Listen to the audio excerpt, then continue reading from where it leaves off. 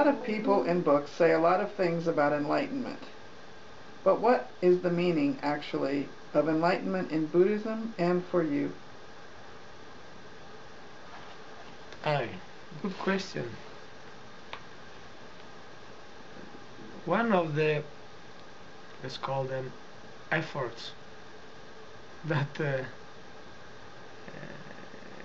I offer to explain people about enlightenment and making these little movies gives us the possibility to talk of it no more. So now we have the movies and we don't have to return about talking enlightenment, and so we can be only concerned about experience and practice. One of the things that often I repeat is that in enlightenment there is you, there is the person who practices, there is the person who asks me this question about enlightenment. So enlightenment is not a cultural matter, a philosophical pattern, a technical item, something like this. But is real life, is the core, is the very core of our life. Enlightenment is the most beautiful thing that you can experience and you can sense in your life. Enlightenment is in some ways the most simple experience and the most powerful of your life. Enlightenment, in other words, is something that you can only live, and through your life you can express it in a lot of different ways, with art, with simple living, even with cooking, even with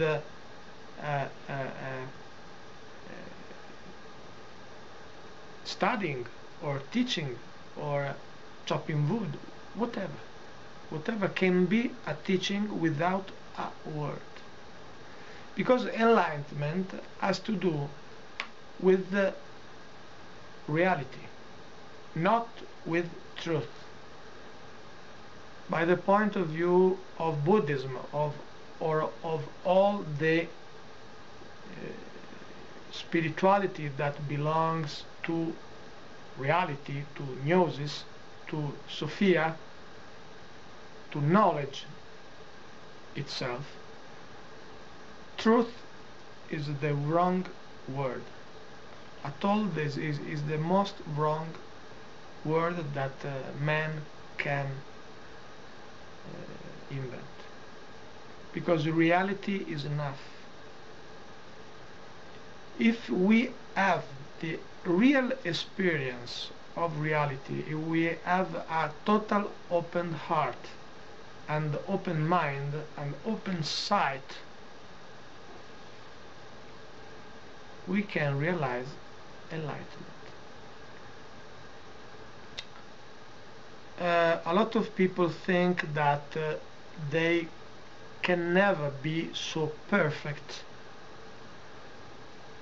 to realize enlightenment, and this is very silly, because this again is something that is concerned to truth, to conquer something like conquer the kingdom of heaven. And so you have to force in some way, so you have to be not yourself, to be in an angel form, let's say, to win your battle to conquer the heaven. It's not like that. Enlightenment is in your life, is in your experience. And when Buddha gave his teaching about enlightenment, he first of all make us know that there are four keys to understanding our experience enlightenment. The first key is suffering. Having the real how to say opening about this important theme of our life, that is suffering, we can penetrate even through our nerves, our bones, our muscles, our tendons, through our body, through illnesses, through all of this, to catch the real sense of it. Because if the real sense is not a truth, of course can belongs only to life. And life is experience, and through the experience you can have the insight of the eternity in life, eternity in the moment. Having this kind of experience push you not to make question about what is of no use. For example, how much skies or spiritual realities are beyond us. What is death? What is life? Why we have this life and we have born certain years, certain days? Why from these parents and so on? These are all questions that belongs only to truth, and truth has a problem that somebody has to reveal you, because you can't know truth by yourself. Knowledge is completely another matter. Knowledge is something that you can sense while you are walking, while you are breathing, while you are living, while you are doing things. Because if you are not distracted in doing things by stupid questions, you really penetrate life and you have all the answers in this present moment. All the answers you have. Enlightenment is this kind of potentiality that is in our life, that can give us answers, answers that are not made by words, but by pure insights. And these insights we can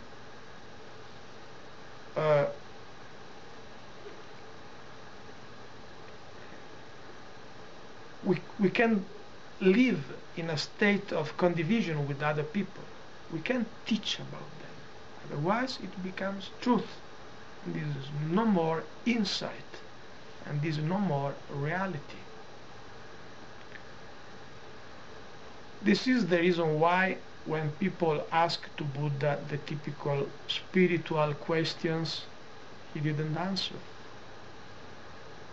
Because they are all excuses to turn around again and again and again. This in Sanskrit is called samsara. It means that you go around asking you questions. Very seriously you ask yourself questions that doesn't mean nothing, and goes on and on and on and on. The moment that you, with no effort at all, stop all of it because you are more involved in living, in being alive, you are starting your meditation. So the first teaching of Buddha was about walking and breathing meditation. Very, very, very simple, but being totally here in your life, this can open your eyes to enlightenment.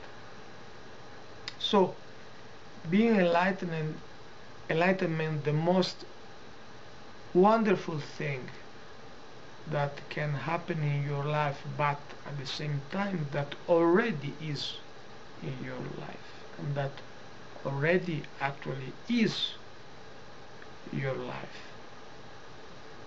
What we can do to realize it, because every one of us can realize enlightenment in this life and even in a little time, not can be not a matter of decades. What we can do?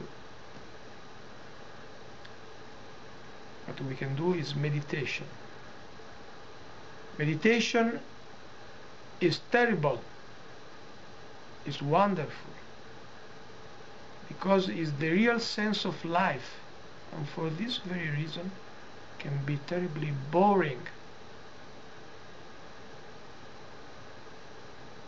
I can teach techniques of meditation that can be less boring, but doesn't matter. When you will be on the spot, you will see that you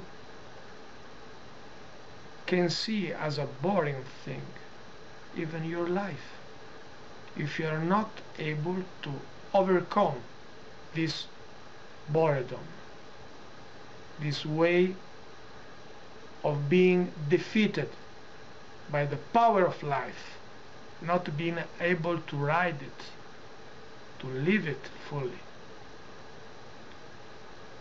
So how can be boring sitting in meditation for minutes and hours and going on? Can be really boring simply walking and breathing, no? In and then out and walking can be the most wonderful thing in life. Can be your life of Buddha, your life of enlightened being.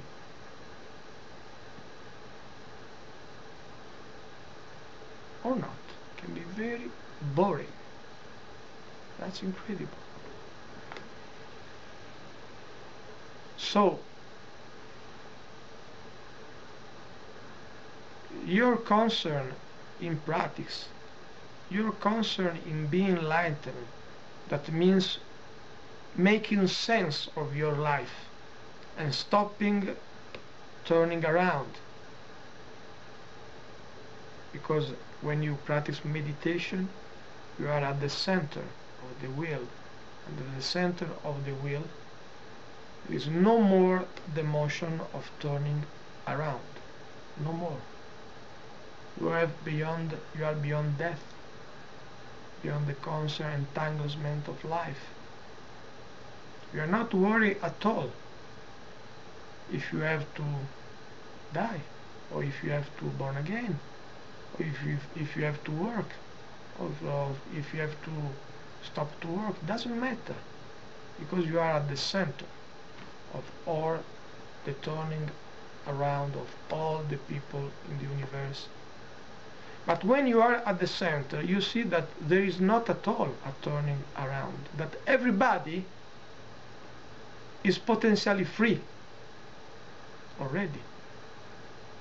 This is the life of enlightenment. This is the real life without the need of truth. I've answered to your question. Clare nepos Atlantis, Hades, quem montibus olim, ed idit Arcadis pleias una Iovi, pacis et armorum superis imisque deorum, arbiter, alato qui pede carpis iter, laete lira e pulsu, nitida quoque laete palestra, quod idicit culte lingua docente loqui.